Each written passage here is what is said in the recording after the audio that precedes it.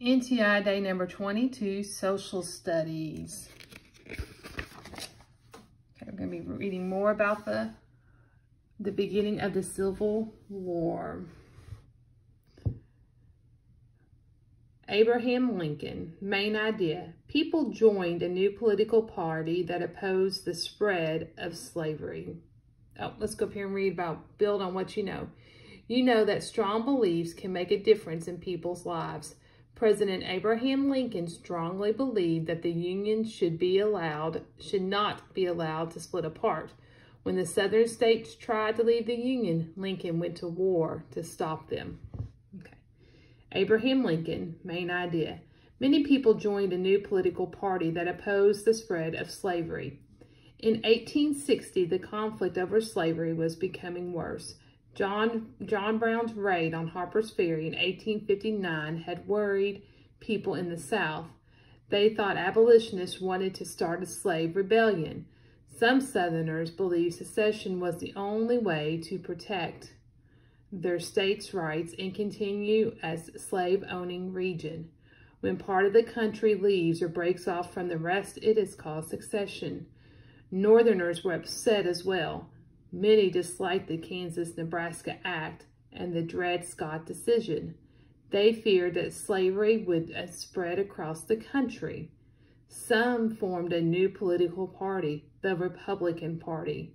Republicans wanted to keep slavery out of territories. Abraham Lincoln was a famous Republican. In these difficult years, he became one of the most important leaders the United States have ever had. There's a picture of Abraham Lincoln. It said he earned a reputation for hard work and honesty. This log cabin is a copy of the cabin where Abraham Lincoln was born. As a boy, he studied math, grammar, spelling, and history. A page of his math homework is to the right. And that copy of the cabin. And the cabin is actually in Kentucky. He was born in Kentucky. He grew up in Illinois, but was born in Kentucky. Early years. Abraham Lincoln was born in a small cabin in Kentucky, a slave state. His father was a farmer there. The farmer later moved to Indiana and then to Illinois, both free states. As a boy, Lincoln worked hard on his father's farm. He did not have much time to go to school. He loved reading, though, and read all the books he could. Lincoln did not want to be a farmer. He studied law and became a lawyer. Lincoln also wanted to be a member of the Illinois legislature. He first won an election at age 25 and served 4 terms. Each term was for 2 years. Later, Lincoln served 1 term as a representative in the United States Congress. He argued against allowing slavery to expand into new territories. After his time in Congress, Lincoln returned to his job as a lawyer. Okay, here's a review question. Why did some Southerners want their states to leave the Union? They believed it was the only way to continue as a slave-owning region and protect their states' rights. Lincoln's campaigns. Abraham Lincoln opposed slavery when he ran for the Senate and for president. After Congress passed the Kansas-Nebraska Act, Lincoln decided to run for office again. In 1858, he ran for the Senate in Illinois as a Republican against Stephen Douglas. The 2 men held 7 debates. In the debates, they argued about slavery. Lincoln saw slavery as a moral, social, and political evil. He argued that the United States could not go on forever divided by slavery. He said, "A house divided against itself cannot stand. I believe this government cannot endure," which means to last, permanently half slave and half free. It will become one thing or all the other. Douglas wanted popular sovereignty in the territories. He did not believe slavery was wrong and thought it would be legal if people wanted it. Douglas also thought the country could remain split over slavery. He asked, why can it not exist divided into free and slave states? Lincoln hated slavery, but he did not think that the national government had the power to end slavery in slave states. The Constitution did not mention slavery. He said, "I have no purpose to interfere with the institution of slavery. In the states where it exists, I believe I have no lawful right to do so." Although Lincoln did not argue for abolition, he wanted to keep slavery from spreading into the territories. Like many Republicans, Lincoln believed that slavery would end on its own if it were not allowed to spread across the country. And there it looks like that's a debate that they're giving. Lincoln, I believe that's probably Douglas there. A nation divided. Lincoln lost the election to Douglas, but the debates made Lincoln famous. Reporters printed that what the two men said. Across the country, people believed Lincoln's words.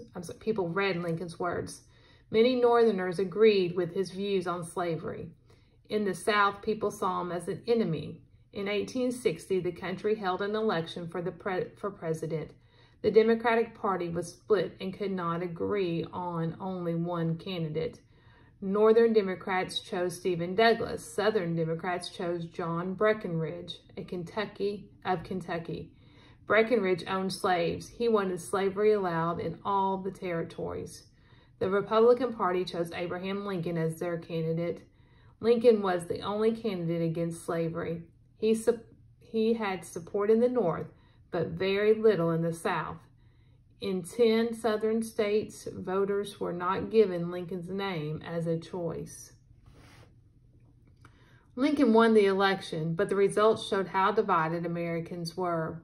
He did not win in a single Southern state. To Southerners, Lincoln's election was a disaster. One Southern newspaper called it the greatest evil that's ever befallen or happened to this country. Many Southerners felt that the federal government had become too powerful. When the government passed tariffs or tried to limit slavery, Southerners argued that their states' rights were under attack. With Lincoln as president, they feared that the government would grow stronger and that Lincoln would try to end slavery. They believed that secession was the only way to protect their rights. Why did the Southerners see Lincoln as the enemy? They thought he would make the federal government too strong and that he would try to end slavery.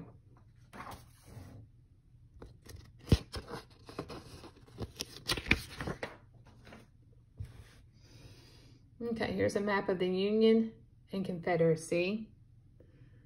The lighter color, the Union Free States, and then you have Union Slave States, Confederate Slave States, territories, and then boundaries. And that's where it's all kind of focused.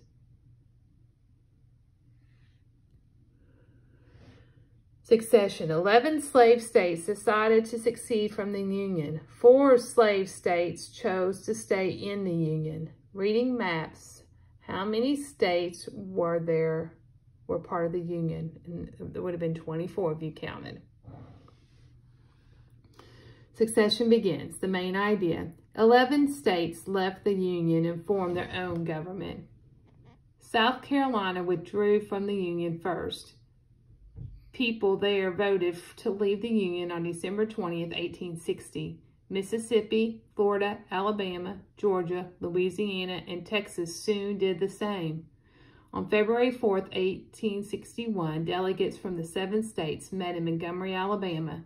They voted to form their own confederation. In this confederation, the states would have more power than the central government. These states called themselves the Confederate States of America, or the Confederacy. The delegates elected Jefferson Davis as their president. Attack on Fort Sumter. President Lincoln was determined to find a way to hold the country together. "We are not enemies, but friends," he said. We must not be enemies. It was too late. In Charleston, South Carolina, the state militia had surrounded Fort Sumter, a federal fort with United States soldiers inside. The Confederate government wanted control of the fort, but Lincoln refused to surrender it. Instead, he sent a ship with supplies to the fort. Here's Jefferson Davis. After serving as an officer in the Mexican War, he became senator from Mississippi and argued for states' rights.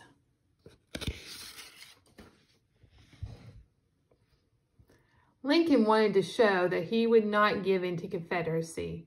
However, he also did not want to start a war.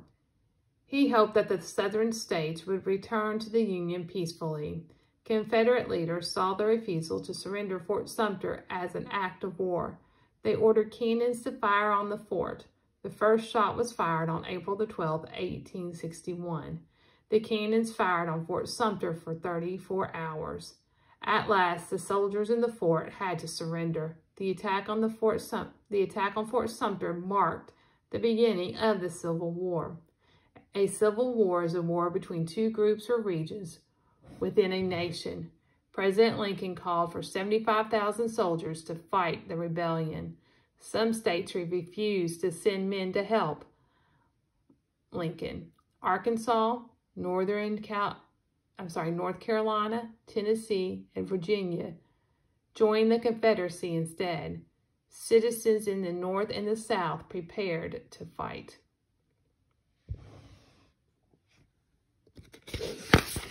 Okay. Then you're going to have some questions to answer. I'm trying to get this. Number 1. Abraham Lincoln, A, grew up on a farm and did not have much time to go to school. Or C, won the Senate election against Stephen Douglas. Number 2, Southern states left the Union. F, because Douglas won the election. Or H, to protect their ownership of enslaved people. Number 3, the Civil War began when C, abolitionists formed the Republican Party. Or D, Confederate troops attacked Fort Sumter. Okay, here you have a little chart. It says the Confederate States. Succeeded by March 1861, you have South Carolina, Georgia, Florida, Alabama, Mississippi, Louisiana, Texas. Succeeded by May 1861, you have Virginia, North Carolina, Tennessee, and Arkansas. Which one of these states succeeded by March 1861? Texas or North Carolina?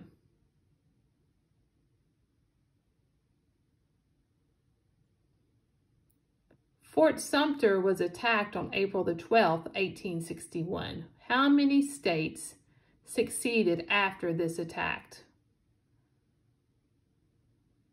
4 states or 5 states?